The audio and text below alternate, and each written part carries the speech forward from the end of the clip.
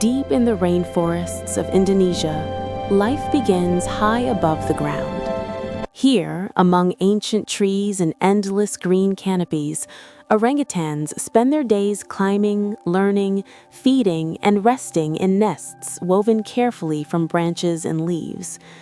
For a baby orangutan, the forest is not just a home.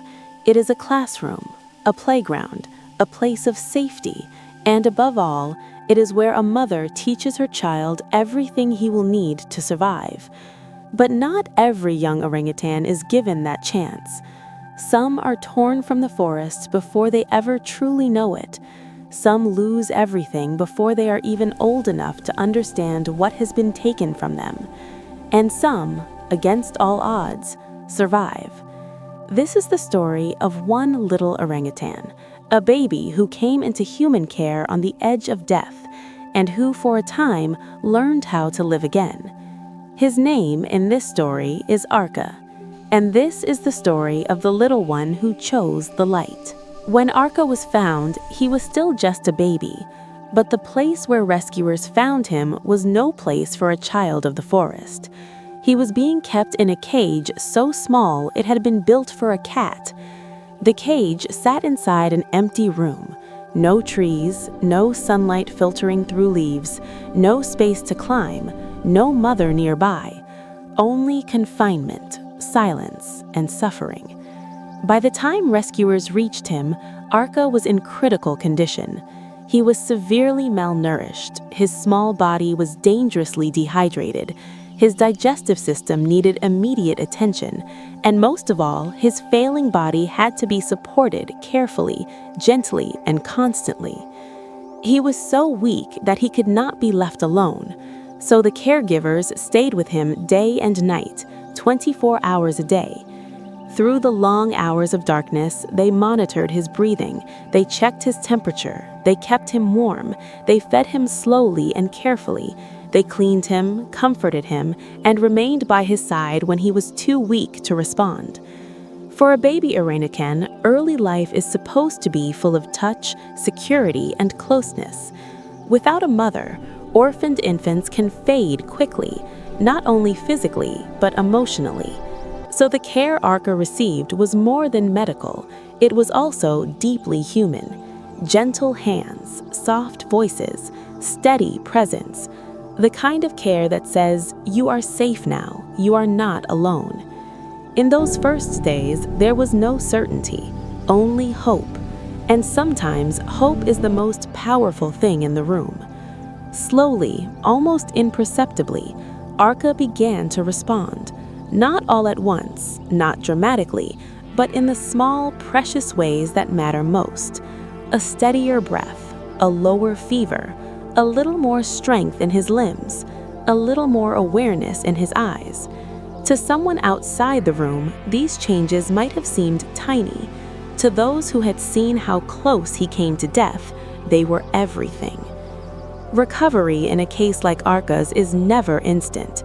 A body that has been starved and neglected does not simply bounce back. It must relearn stability, relearn nourishment, relearn trust. And Arka did exactly that. With careful feeding and constant supervision, his strength slowly began to return.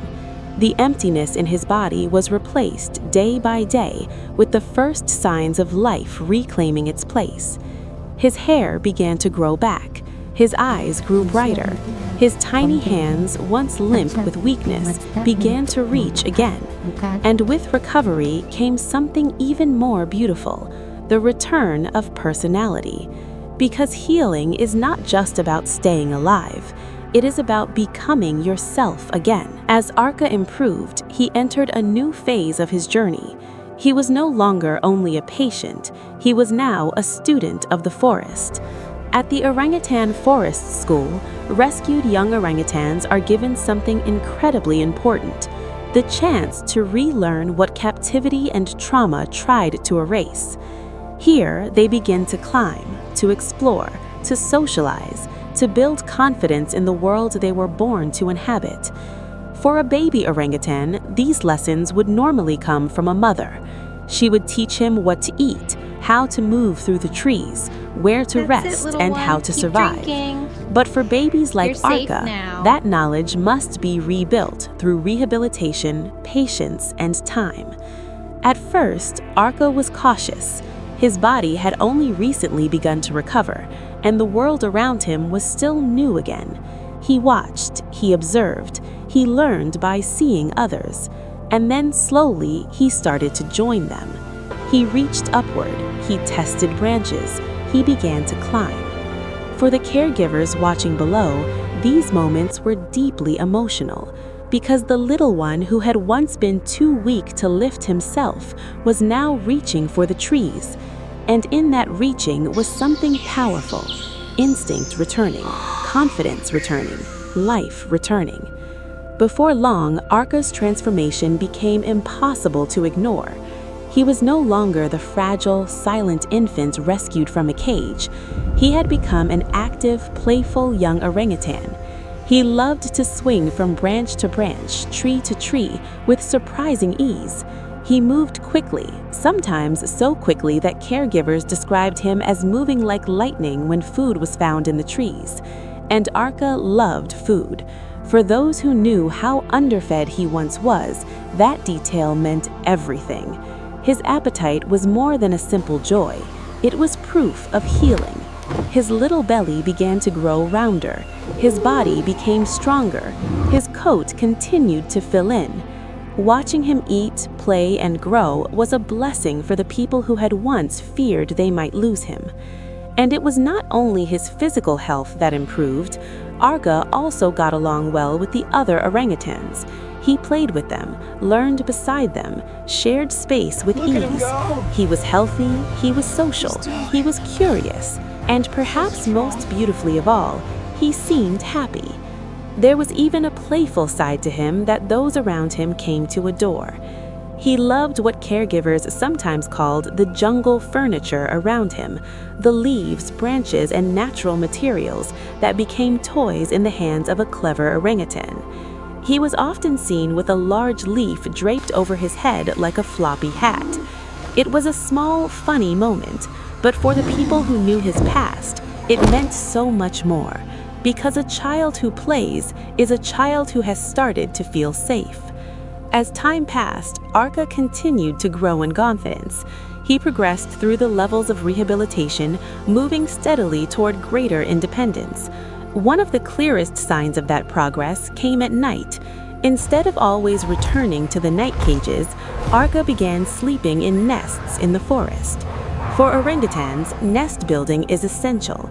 Every evening in the wild, they create sleeping platforms high in the trees, safe above the forest floor. To see a rescued youngster choosing to sleep in a nest is to witness something profoundly hopeful. It means the forest is no longer unfamiliar. It means instinct is taking hold. It means independence is beginning. For Arka, this was a major milestone. The baby who had once been confined behind metal bars in a cage too small for comfort was now sleeping among leaves and branches in the open forest. There is something deeply poetic in that. He had gone from captivity to canopy, from neglect to nurture, from near death to life among the trees. And yet, even as he grew stronger, one hidden reminder of his past remained. Embedded in his lower left shoulder was a bullet from an air rifle. It was still there, a silent trace of the violence that likely took her mother and changed the course of his life forever. Thankfully, it was not disturbing his health at the time, but it remained a reminder that behind every rescued baby orangutan, there is usually a darker story.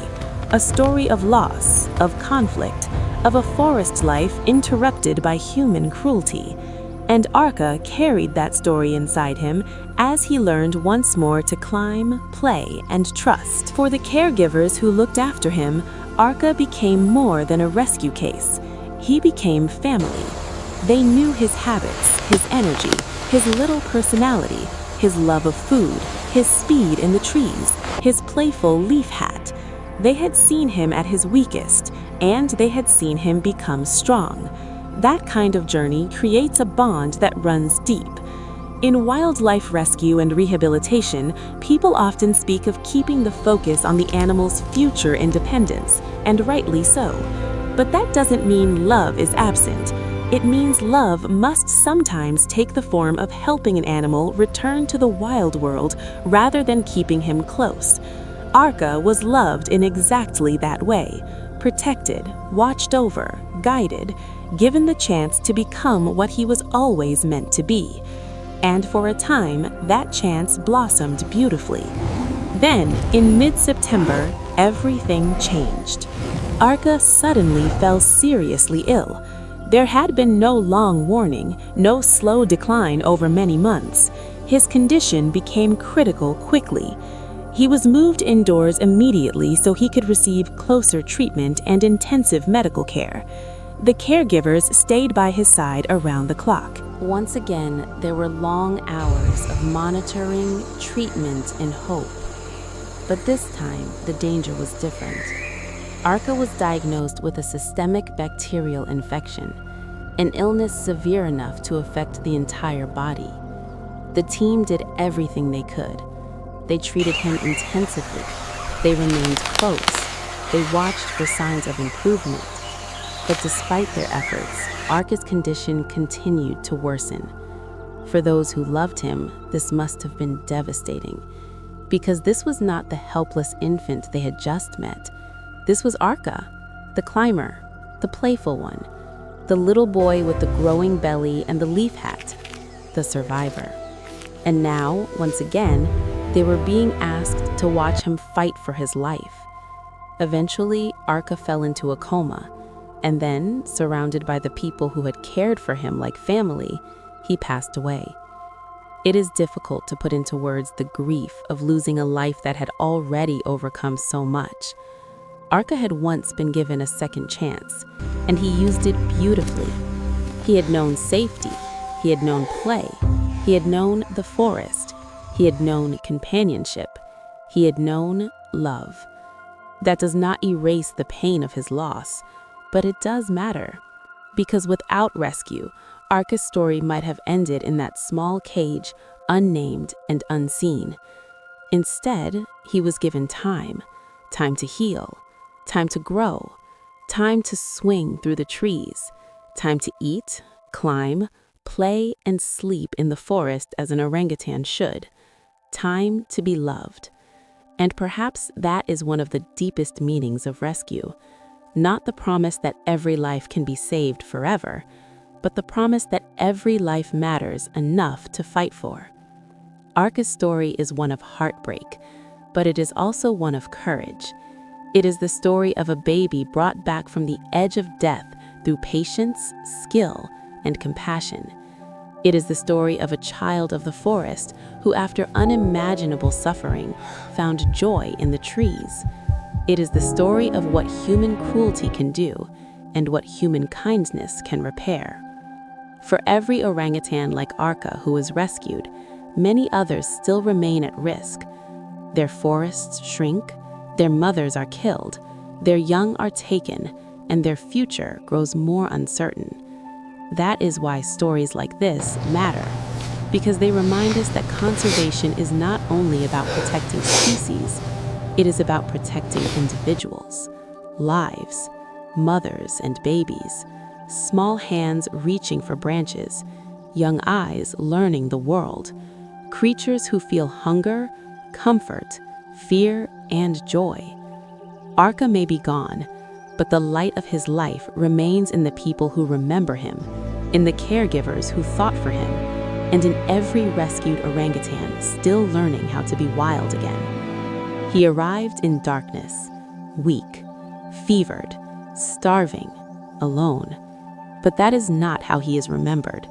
He is remembered in motion, in sunlight, in leaves and branches, in the roundness of a healed belly, in the return of soft hair, in the speed of a small body racing toward food, in a great leaf worn proudly like a hat. He is remembered as a little one who survived long enough to love the forest and to be loved in return. Rest gently, Arka. You were rescued. You were cherished. and you are never alone.